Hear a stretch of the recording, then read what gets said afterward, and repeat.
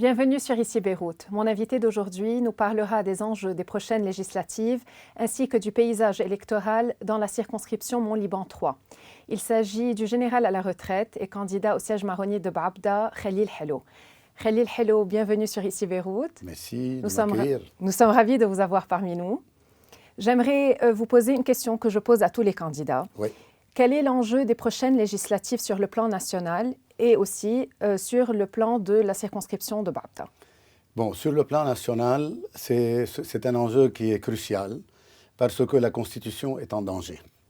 Les acquis du Hezbollah et de ses alliés par les armes, par l'imposition d'un alignement avec l'Iran contre le gré de la population libanaise, les entraves qui sont en train d'empêcher la Constitution d'être appliquée à la lettre et dans l'esprit, tout ceci nous mène à être inquiets s'il y a un résultat de scrutin qui est favorable à ce qu'on appelle la Mumana'a, c'est-à-dire le Hezbollah et le CPL. Je vois un grand danger pour la Constitution du Liban qui a survécu 96 ans, qui a été amendée juste 2 fois, la première pour l'indépendance en 1943, la deuxième dans les accords de Taïf où on a incorporé les us et les coutumes constitutionnelles à l'intérieur des textes, mais qui n'a pratiquement pas changé grand-chose à l'avant Taïf. Donc maintenant, je vois que cette constitution est en danger, surtout ce qu'on entend de l'entourage du président de la République, qu'il faut changer le régime, de ce qu'on a entendu de la liste du CPL et du Hezbollah, qu'il faut changer de régime. Ça a été explicite et implicite. C'est très inquiétant. Voilà pourquoi j'appelle les électeurs à prendre conscience de ce problème. Il ne s'agit pas de faire des scores, ni de marquer des points, mais il s'agit de sauvegarder la Constitution, qui est l'une des meilleures au monde et qui a d'ailleurs survécu à toutes les guerres et toutes les crises. On n'a pas pu la changer. Ce n'est pas parce qu'elle est sacrée, mais c'est parce qu'il n'y en a pas mieux. Voilà. Et au niveau de Baabda, l'enjeu aujourd'hui de ces législatives, c'est quoi au juste? Bon, Baabda est une circonscription qui a un Liban miniaturisé. Il y a toutes les tendances partisanes, toutes les tendances politiques, toutes les tendances confessionnelles. Il n'y a pas de famille politique comme dans d'autres circonscriptions et l'opinion publique est largement politisée. Ce qui fait que Baabda est un symbole qui est important. Donc ça, c'est, si vous voulez, la dimension politique. Maintenant, la dimension concernant la circonscription en elle-même. C'est une circonscription qui a une grande diversité environnementale qu'il faudra préserver. C'est une circonscription qui grouille de gens, c'est-à-dire la densité populaire est très élevée. Elle a besoin d'un urbanisme qui est aujourd'hui inexistant. Il faut prévoir dans les années qui viennent que notre Casa sera l'un des plus peuplés du Liban. Donc il faudra prévoir tout ça, pas seulement en creusant des routes et en construisant des immeubles à des dizaines d'étages. Ce n'est pas seulement ça. Mais aussi, il y a à créer de nouveaux emplois avec la croissance de la population et surtout aussi à préserver la paix civile avec cette diversité que nous avons et avec cette divergence d'opinion que nous avons. Voilà l'enjeu pour Baabda qui est tout à fait convergent avec l'enjeu national concernant cette circonscription.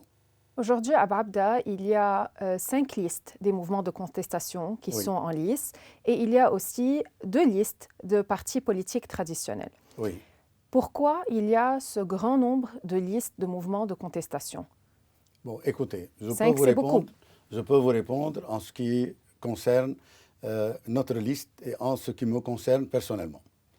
Je peux vous garantir que nous avons passé 2 mois marathoniens à faire tous les efforts et toutes les concessions, y compris certaines concessions, je ne vais pas dire idéologiques, mais certaines concessions où on arrondissait les bords sur les grands principes, justement pour arriver à une seule liste. Mais malheureusement, ce qui a empêché la formation de cette liste, ce sont 2 principes fondamentaux auxquels on ne peut pas faire de concession. Le premier, c'est la souveraineté nationale et les armes du Hezbollah. Les armes du Hezbollah sont un problème qu'il faut poser. Il ne s'agit pas de faire une guerre civile, il ne s'agit pas de déclencher des hostilités entre l'armée libanaise et le Hezbollah, mais c'est un problème qu'il faut poser au Parlement, parce que le Parlement est justement le meilleur lieu de dialogue national, où vous avez tout le monde qui est représenté. On n'a pas besoin d'inventer des tables de dialogue comme on l'a fait pendant les années précédentes. Donc il faut au Parlement, justement, parlementer sur ça et trouver une solution pour ces armes afin d'atteindre le but de la souveraineté totale, c'est-à-dire l'armée libanaise, les forces de sécurité libanaises, les institutions sécuritaires libanaises ont le monopole de l'utilisation des armes sur le territoire libanais. Si on n'a pas réalisé cet objectif, ou bien si on n'œuvre pas pour réaliser cet objectif, je pense que l'État libanais restera un État sans souveraineté, un État sans décision, ce sera une épave d'État. Or, ce n'est pas ça qu'on vient observer au Parlement. On vient œuvrer pour ça. Or, avec les négociateurs, avec les candidats qui sont sur les autres listes, c'est un point sur lequel on n'a pas pu nous entendre du tout. Pour eux, ils veulent parler de souveraineté nationale, mais ils ne veulent pas nommer clairement les choses par leur nom. La souveraineté nationale, elle a plusieurs dimensions, elle peut être interprétée de plusieurs façons, mais il faut parler de ce problème particulier. Donc là, on n'a pas pu nous entendre, surtout que c'est bien connu qu'à titre personnel, et ainsi que mes colistiers, ne font pas de concessions sur ça. Le deuxième point qui est dangereux nationalement, c'est que les candidats sur d'autres listes n'ont pas donné de signe où ils affirment clairement qu'ils tiennent à l'économie libérale. Or, ce qu'on a pu flairer chez eux, et ils ont fini par le reconnaître il y a 2 jours, qu'ils sont pour une économie non libérale, une économie qui ressemble à l'économie de la Corée du Nord et de Cuba sous prétexte que l'économie libérale est monstrueuse, que ça ouvre les opportunités pour les cartels, etc., etc.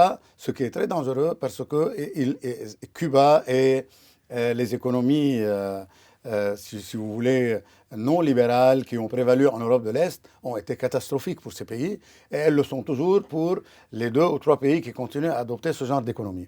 On n'a pas pu nous entendre sur ce point du tout et ça aurait peut-être fait imploser la liste dès le départ.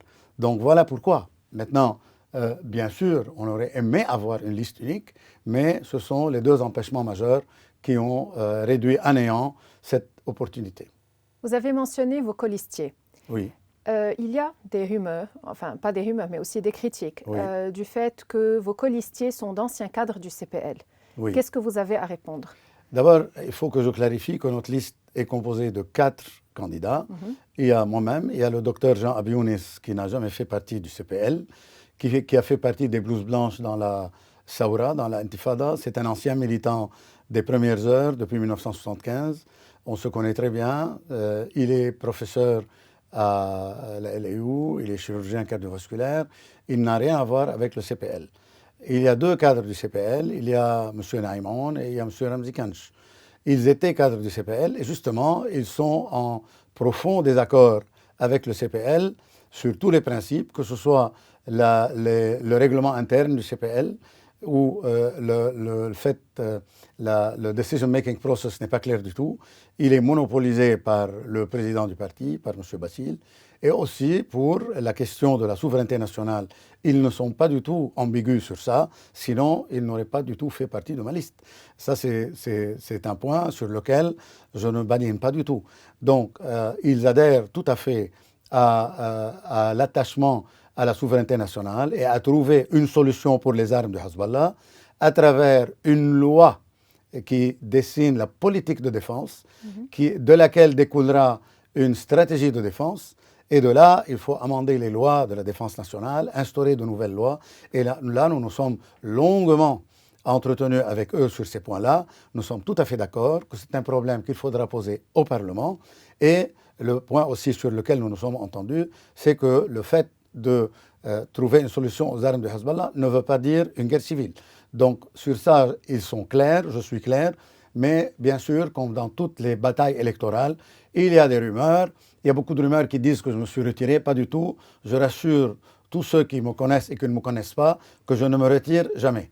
Et ça, c'est un point qui est, pour moi, un point de principe. C'est un acte de militantisme national et non pas le fait de gagner un siège au Parlement et de se pavaner avec des chauffeurs, etc. Pas du tout. Je vais vous parler maintenant de la communauté chiite. Alors, Oui. comme vous le savez, la communauté chiite est très présente dans la circonscription de Babda. Tout à fait. Donc, quel est le poids de cette communauté et surtout dans quelle mesure est-ce qu'ils voteront pour le Hezbollah et le CPL? Écoutez, il n'y a aucun doute que cette communauté est présente dans cette circonscription depuis la création du Liban. Il y a des familles enracinées là-bas qui font partie du tissu social, du tissu socio-économique. Ce sont des familles que nous connaissons très bien.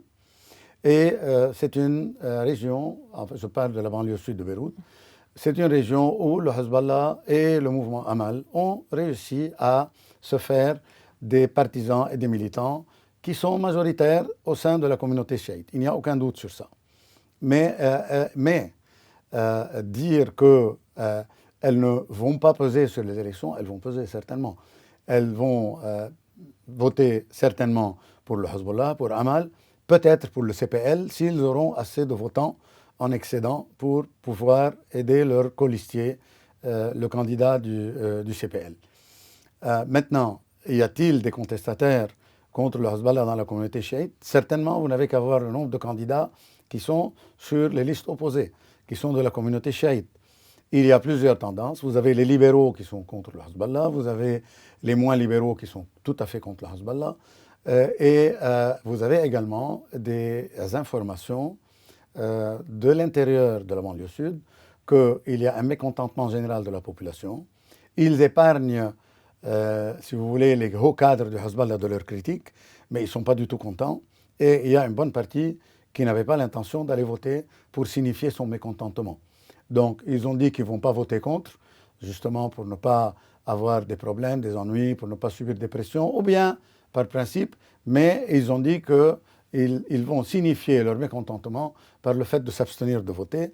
Et là, le Hezbollah est en train de tout faire pour les pousser à aller aux urnes, soit par des aides sociales, soit par l'idéologie qu'il prône et sur laquelle il joue avec les émotions, soit peut-être par des, je ne vais pas dire des menaces, non, mais des pressions qu'il exerce sur cette population.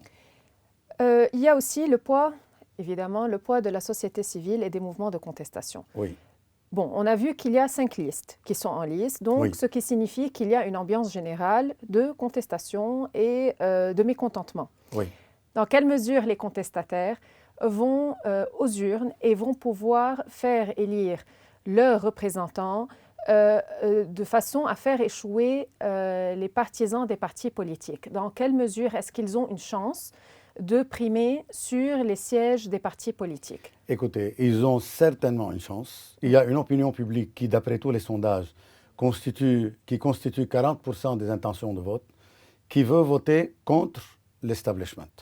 Bon, maintenant, parmi ces 40%, ce n'est pas clair pour qui ils vont voter. Mais tout le monde aujourd'hui est conscient que le mouvement contestataire, la intifada, la saura, vous pouvez lui donner tous les titres que vous voulez. Tout le monde est d'accord, et même les participants, moi-même en l'occurrence, nous sommes d'accord c'est une mosaïque. Ce n'est pas du tout une tendance unique. Il n'y a pas de direction ou bien de directoire pour cette saura, parce que vous avez les gens de gauche, vous avez les gens de droite, vous avez les conservateurs, vous avez ceux qui veulent à tout prix abolir le confessionnalisme demain matin. Vous avez toutes les tendances que vous voulez. Et ce qui fait qu'on n'a pas pu arriver à un programme commun, et contrairement à ce que l'opinion publique attendait. Il reste à l'opinion publique, qui, elle, est la plus importante. Elle est plus importante que tous ces mouvements. Bon, ces mouvements, ça peut aller de quelques dizaines jusqu'à quelques centaines. Mais c'est l'opinion publique qui pèse. Donc cette opinion publique doit bien discerner entre ces 5 listes et choisir celle qui représente le plus leurs idées.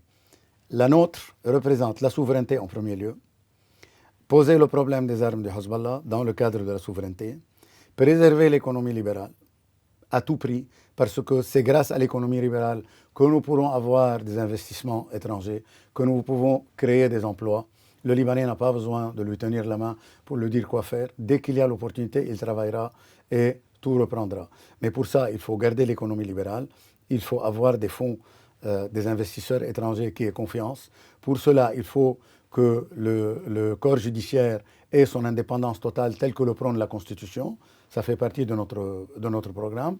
Et dernièrement, éviter à tout prix d'amender la Constitution drastiquement à l'ombre des armes. On ne légifère pas sous la pression des armes.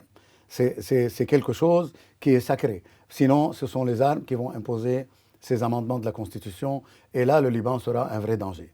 Donc, nous voulons également, dans tout ce cadre-là, protéger l'identité du Liban qui est ouverte à l'Orient, à l'Occident et à toutes les confessions, à toutes les religions, à toutes les races et à toute l'humanité. C'est ça le Liban que nous voulons préserver. Donc, je supplie les électeurs, je les exhorte à bien observer ces listes, quelles qu'elles soient, et vérifier laquelle est en train de remplir leurs ambitions et de voter pour cette liste. La nôtre, je pense, correspond le plus à l'humeur qui règne dans la population de Baabda. Voilà. Ma toute dernière question. Oui. Le 3e siège maronite à Baabda est en jeu aujourd'hui. Les partis politiques se le disputent et les mouvements de contestation. Aujourd'hui, est-ce que ce siège sera aux partis politiques ou est-ce que ce sera un siège qui sera gagné par les mouvements de contestation? Écoutez, je vais vous répondre scientifiquement. Tout ça, ça dépend des électeurs. D'après ce que je suis en train de voir, il ne s'agit pas seulement d'un siège maronite, mais peut-être deux. Et il ne s'agit pas que les sièges chiites sont sacrés. Il y a même un siège chiite qui risque de basculer également. Encore une fois, tout dépendra de la mobilisation des contestataires, qui constituent quand même 40 à 45% des électeurs. Et ça, c'est un chiffre qui varie entre 20 000 et 15 000 électeurs, ce qui n'est pas peu. Et tout ça, ça peut chambarder tous les calculs qui sont jusqu'à maintenant prévalents grâce au sondage. Il s'agit de mobiliser l'opinion. C'est une opinion qui doit prendre conscience que si elle ne se mobilise pas, elle continuera à se plaindre des mêmes problèmes après les élections. Et il s'agit de venir faire leur devoir. Toutes ces histoires qu'on leur raconte, que les élections ne vont rien changer, que la majorité va rester la même, que bon, il s'agit d'un siège ou deux ou trois, 5 ou 8, j'entends cette fourchette-là, ce n'est pas vrai. Tout dépendra de vous. C'est une circonscription qui peut atteindre dans les 175 à 180 000 électeurs. Au moins, s'il y a 60% qui se dirigent pour voter, on peut tout changer. Non pas un siège maronite, mais deux, et également un siège chiite, au moins, sinon plus. Donc, tout dépendra de la mobilisation de l'électeur. Je supplie les électeurs d'aller aux urnes. Il ne faut pas baisser les bras maintenant. Ce sont les derniers 100 mètres. C'est vrai qu'ils ont été déçus par tous les événements qui ont eu lieu depuis 2019 jusqu'à maintenant. C'est vrai qu'on n'a pas pu atteindre les objectifs stratégiques du mouvement de contestation du 17 octobre. C'est vrai, mais il faut avoir la laine, il faut avoir un souffle long. Les affaires nationales, ce n'est pas par des baguettes magiques que ça se résout. Donc voilà pourquoi nous menons ce combat avec beaucoup de détermination, avec beaucoup de conviction, que, encore une fois, je répète, c'est du militantisme pour notre Liban que nos aïeux ont créé et que nous voulons préserver à tout prix. C'est notre Liban, ce n'est pas le Liban que l'on est en train de mener par le bout du nez vers une formule qui n'est pas du tout ce que ses habitants et les vrais patriotes veulent au Liban. Voilà. Merci beaucoup Khalil Hello pour cet entretien et merci à vous de nous avoir suivis sur Ici Beyrouth.